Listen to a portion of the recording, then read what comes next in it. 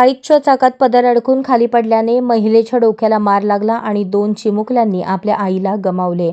पल्लवी आशिष नवलकर असे मृत्यू झालेल्या महिलेचे नाव आहे. मिळालेल्या माहितीनुसार पल्लवी नवलकरचा विवाह 4 वर्षांपूर्वी अकोल्यातील दहिगाव गावंडे येथील आशिष नवलकर यांच्यासोबत झाला होता. त्यांचा सुखाचा संसार सुरू होता. दोघांनाही गोंडस 2 चिमुकल्या मुली झाल्या.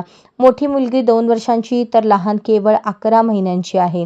पल्लवी पती आशिष बरोबर अकोल्यातीलच दोनद येथील आसरा देवीच्या दर्शनासाठी दुचाकीने निघाली होती. वाटेत कानशिवणी गावाजवळ पल्लवीचा पदर बाईकच्या चाकात अडकला आणि पल्लवी बाईकवरून खाली कोसळली. खाली कोसळताच पल्लवीच्या डोक्याला जबर मार लागला. तिच्या मांडीवर असलेल्या 11 महिन्यांची तिची मुलगीही जखमी झाली. दरम्यान पल्लवीला आणि 11 महिन्यांच्या मुलीला तातडीने खासगी रुग्णालयात दाखल करण्यात आले. तिथे चिमुकलीसह पल्लवीवर उपचार झाले. मात्र पल्लवीने दोन्ही चिमुकल्यांना पोरकं करत अखेरचा श्वास घेतला. यावेळी 11 महिन्यांची चिमुकली आईचे दूध प्यायला तळमळत होती. हे पाहून गाव सुन्न झाले.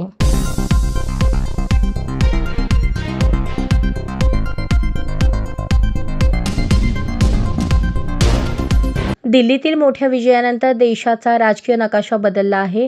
नव्या ताज्या निकालांनी देशाच्या 19 राज्यात आणि 2 केंद्रशासित प्रदेशात एनडीए सरकारचे राज्य शासन आहे. 21 पैकी 6 राज्यात एनडीए सहकारी पक्षांची सत्ता आहे, तर 15 राज्यात भाजपच्या हाती सत्तेचे सुकाणू आहे. एवढेच नव्हे तर राजधानी दिल्लीतील मोठ्या विजयानंतर एनडीएकडे दोन्ही केंद्रशासित प्रदेशात सत्ता हाती आली आहे. एनडीएच्या जवळ आता देशातील 5 मोठ्या राज्यांपैकी यूपी, महाराष्ट्र, पश्चिम बंगाल, बिहार, तमिळनाडू या 3 राज्यात सरकार आहे. यूपी आणि महाराष्ट्रात भाजपचा स्वतःचा मुख्यमंत्री आहे, तर बिहारमध्ये भाजपचे मित्रपक्ष जेडीयूचे नितीश कुमार यांच्या हाती सत्ता आहे. देशाची लोकसंख्या 140 कोटींच्या आसपास आहे. दिल्लीच्या विजयानंतर एनडीएचे शासन 92 कोटी लोकांवर आहे.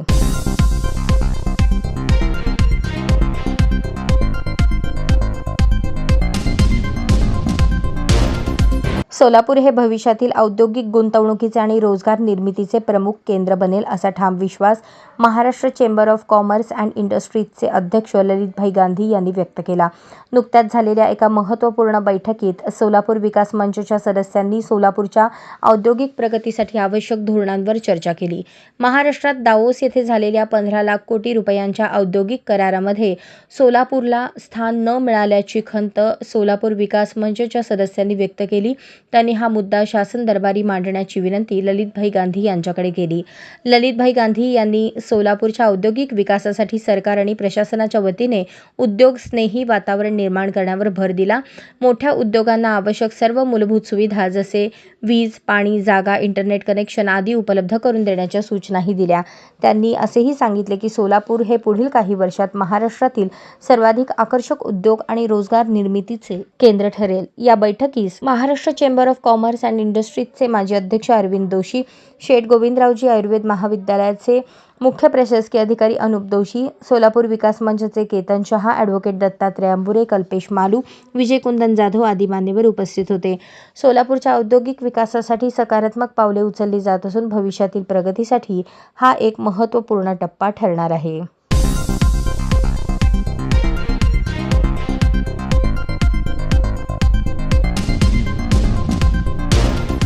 कौटुंबिक वाद किती विकोपाला जाऊ शकतात आणि त्यामधून किती भयानक घटना घडू शकतात याची प्रचिती देणारा अत्यंत धक्कादायक आणि काळजाचा थरकाप उडवणारी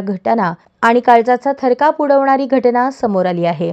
दौंडमधील स्वामी चिंचोळी गावामध्ये एका उच्च शिक्षित महिलेने स्वतःच्या पोटच्या अवघ्या 1 आणि 3 वर्षांच्या 2 लेकरांचा गळा आवळून निर्दयीपणे खून केला. त्यानंतर पतीवर देखील कोयत्याने वार करत त्याचा खुनाचा प्रयत्न केला. या घटनेमुळे पुणे जिल्ह्यात पश्चिममध्ये खळबळ उडाली आहे. मुलगा शंभू दुर्योधन मेंढे वय 1 आणि मुलगी पियू दुर्योधन मेंढे वय 3 अशी खून झालेल्या मुलांची नावे आहेत. तर तिच्या हल्ल्यात पती दुर्योधन आबासाहेब मेंढे वय 35 गंभीर जखमी झाले आहेत. या प्रकरणी दौंड पोलिसांनी कोमल मेंढे वय 30 हिच्यावर गुन्हा दाखल केला आहे. दुर्योधन याच्या मानेवर आणि हातावर गंभीर जखमा झाल्या आहेत. पोलिसांकडून मिळालेल्या माहितीनुसार दुर्योधन हा व्यवसायाने IT अभियंता आहे. पुण्यातील खराडी परिसरात असलेल्या एका IT कंपनीमध्ये ते नोकरी करतात. सध्या ते वर्क फ्रॉम होम करत आहेत. दौंड तालुक्यातील स्वामी चिंचोळी येथे त्यांचे घर असून तिथेच हे कुटुंब वास्तव्यास आहे. शुक्रवारी रात्री जेवणानंतर नेहमीप्रमाणे सर्वजण झोपले होते. पहाटे कोमलने आधी शंभू आणि पियू या दोन्ही मुलांची गळा दाबून हत्या केली. त्यानंतर झोपेत असलेल्या पतीवर कोयत्याने हल्ला चढवला.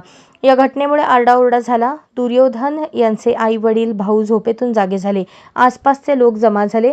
गंभीर जखमी असलेल्या दुर्योधन यांना तातडीने बारामतीमधील एका खासगी रुग्णालयात हलवण्यात आले. त्यांच्यावर तात्काळ उपचार सुरू करण्यात आले आहेत.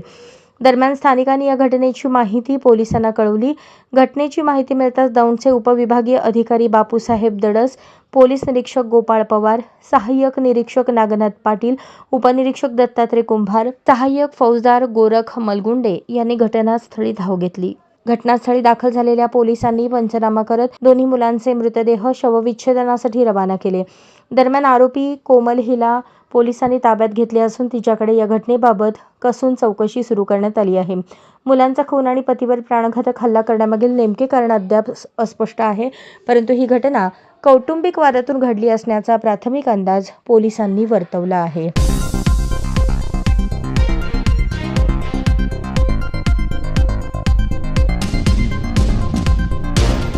केगाव येथील सावित्रीबाई फुले शिक्षण प्रसारक मंडळ संचलित NB नवले सिंहगड अभियांत्रिकी महाविद्यालयात क्रीडा सप्ताह उत्साहात पार पडला. यात जवळपास 350 विद्यार्थ्यांनी सहभाग नोंदवला. क्रीडा सप्ताहाचे उद्घाटन कॅम्पस डायरेक्टर संजय नवले यांच्या हस्ते करण्यात आले. यावेळेस उपप्राचार्य डॉ. शेखर जगदे, डॉ. रवींद्र व्यवहारी, प्राध्यापक करीम मुजावर यांची उपस्थिती होती. क्रीडा सप्ताहात सांघिक 6 आणि वैयक्तिक 9 अशा 15 प्रकारात क्रीडा सप्ताह पार पडला. Kho kho, volleyball, football, kabaddi, hockey, cricket अशा सांघिक तर carrom, table tennis, chess, running, long jump, थाळीफेक, गोळाफेक, रिले, मॅरेथॉन अशा वैयक्तिक प्रकारात स्पर्धा पार पडल्या. व्हॉलीबॉल मुलांमध्ये AECH प्रथम तर सिव्हिल विभागाने द्वितीय क्रमांक पटकावला. मुलींमध्ये ELEC विभाग प्रथम तर रामानुजन विभाग उपविजेता ठरला. फुटबॉलमध्ये मुलात MECH प्रथम तर ENTC विभाग उपविजेता ठरला. कबड्डीमध्ये मुलात MECH SYO प्रथम तर MECH TY उपविजेता ठरला. मुलींमध्ये कल्पना विभाग प्रथम तर MECH उपविजेता ठरला. हॉकीमध्ये मुलांमध्ये ENTC प्रथम तर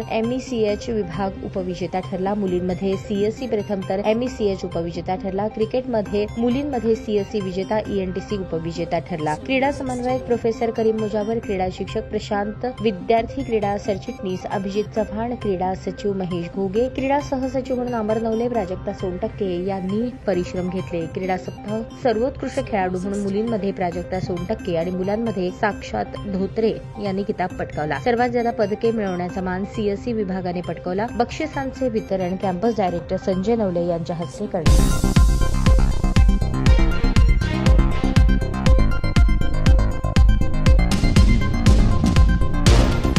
राज्याचे लाडके आणि लोकप्रिय उपमुख्यमंत्री माननीय नामदार एकनाथजी शिंदे यांचा वाढदिवस ठाण्यातील निवासस्थानी सहकुटुंब साजरा केला. यावेळी त्यांच्या मातोश्री लता शिंदे आणि पत्नी वृषाली यांनी त्यांचे औक्षण केले.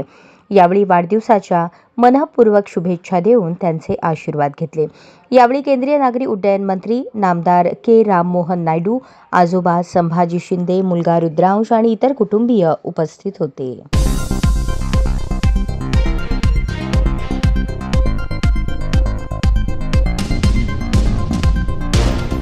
सुयश विद्यालय बार्शी गट नंबर 799 कुर्डवाडी रोड बार्शी या शैक्षणिक संस्थेत बेकायदेशीर नियमबाह्य बांधकाम प्रकरणी कारवाईस्तव संस्थापक शिवदास तात्या नलावडे, माधुरी श्यामसुंदर गवळी यांना बार्शी नगरपालिकेकडून कायदेशीर नोटीस बजावण्यात आली आहे. सुयश विद्यालय बार्शी या विनाअनुदानित स्वयं अर्थशास्त्रीत खाजगी तत्वावर मान्यता मिळालेल्या शाळेच्या व्यवस्थापनाकडून शाळेच्या इमारतीसाठी बांधकाम करण्यात आले. सदर शाळेचे एकूण 3 इमारती अस्तित्वात आहेत. शाळेच्या इमारतींच्या बांधकाम परवान्यासाठी बार्शी नगरपालिकेकडे वेगळ्याच कागदपत्रे सादर करून प्रत्यक्षात अनेक पटीने तफावत असलेले नियमबाह्य आणि बेकायदेशीर बांधकाम करण्यात आले आहे. सदर शाळेच्या व्यवस्थापनाने शाळेच्या इमारतीच्या बांधकामाकामी बार्शी नगरपालिकेकडून घेतलेल्या बांधकाम परवान्यामध्ये सदर इमारतीचा वापर निवासी आणि औद्योगिक कारणासाठी असे प्रयोजन दाखवले आहे, परंतु सदर बांधकामाचा पूर्णपणे शैक्षणिक व्यावसायिक कारणाकरता वापर विना परवाना होत आहे. सदर संस्थेने संस्थापक मंडळी आणि सहकार्याने शाळेच्या इमारतीच्या बांधकामाचे पूर्णत्व प्रमाणपत्र न घेता वापर परवाना न घेता सदर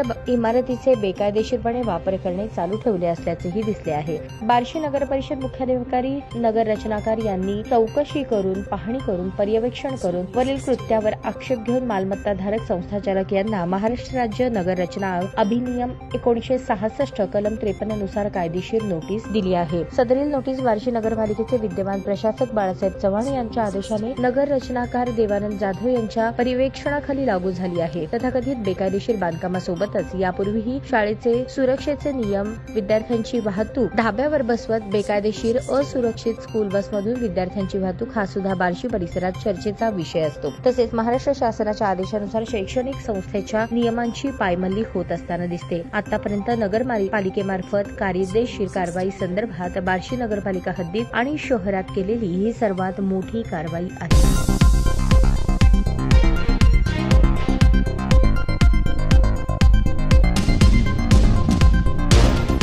अखिल महाराष्ट्र राज्य शैक्षणिक कला शिक्षक संघ व सोलापूर जिल्हा शैक्षणिक कला शिक्षक संघ यांच्या संयुक्त विद्यमाने दुसरे राज्यस्तरीय अधिवेशन पंढरपूर येथे मोठ्या आनंदात उद्घाटन करण्यात आले. कार्यक्रमाचे अध्यक्ष शेरशाह डोंगरे यांनी आपल्या प्रस्तावनेत कला शिक्षकांची भरती पोर्टलद्वारे करण्यात यावी, अंशकालीन कला शिक्षकांना कायम करण्यात यावे, निवृत्त कला शिक्षकांच्या जागेवर त्वरित कला शिक्षकांची भरती करण्यात यावी, विद्यार्थ्यांच्या हिताच्या दृष्टीने चित्रकला ग्रेड परीक्षेत ए श्रेणीला 15, बी श्रेणीला 10, सी श्रेणीला 5 गुण मिळावेत, चित्रकला परीक्षेचे मूल्यमापन केंद्र सोलापूर शहरात व्हावे, सर्व कला शिक्षकांनी एकत्र येऊन लढा देऊ असे आपल्या प्रस्तावनेत म्हटले. अधिवेशनाच्या कार्यक्रमाचे स्वागताध्यक्ष माजी शिक्षक आमदार दत्तात्रय सावंत, राज्य कला शिक्षक संघटनेचे अध्यक्ष डोंगरी, सावित्रीबाई चित्रकला महाविद्यालयाचे संस्थापक भारत माळी, प्रमुख पाहुणे म्हणून कला संचालनालयाचे परीक्षा नियंत्रक नागेश वाघमोडे यांच्या उपस्थितीत विठुरायाची पंढरी या स्मरणिकेचे प्रकाशन करण्यात आले. उद्घाटन प्रसंगी माजी आमदार दत्तात्रय सावंत सर म्हणाले, येत्या NEP शैक्षणिक धोरणात कला व क्रीडा या विषयांना योग्य न्याय मिळेल. सेवक संचेमध्ये स्वतंत्र पद दिले जाईल. कोणताही कला शिक्षक अतिरिक्त होणार नाही याबाबत पाठपुरावा करत असल्याचे सांगितले. या प्रसंगी प्रमुख पाहुणे कला संचालनालयाचे परीक्षा नियंत्रक नागेश वाघमोडे यांनी सवलतीचे वाढीव गुणांच्या बद्दल चर्चा चालू आहे. सोलापूर शहरात मूल्यमापन केंद्र देण्यात येईल असे त्यांनी सांगितले. या कार्यक्रमाप्रसंगी राज्य संघटनेमार्फत 13 कला शिक्षकांना जीवन गौरव, 25 कला शिक्षकांना राज्य आदर्श कला शिक्षक पुरस्काराने तर जिल्हा संघटनेमार्फत 4 आदर्श कला शिक्षकांना जिल्हा पुरस्कार देऊन सन्मानित करण्यात आले. कार्यक्रमाचे सूत्रसंचालन नामदेव देशमुख यांनी केले. आभार सरचिटणीस शालिग्राम भिरूड यांनी मानले. कार्यक्रमास राज्यभरातून मोठ्या संख्येने कला शिक्षक उपस्थित होते. पहिल्या दिवशी राज्यातील अनेक कला शिक्षकांनी उत्कृष्ट फलकलेखन आणि रांगोळी साकारली. रात्री 10 वाजेपर्यंत सांस्कृतिक विविध गुणदर्शनाचा कार्यक्रम झाला. अशा रीतीने अधिवेशनाचा पहिला दिवस संपन्न झाला. दुसऱ्या दिवशीही विविध विषयांवर व्याख्याने, चर्चासत्र आणि नामवंत कला शिक्षकांकडून प्रात्यक्षिके सादर होणार आहे.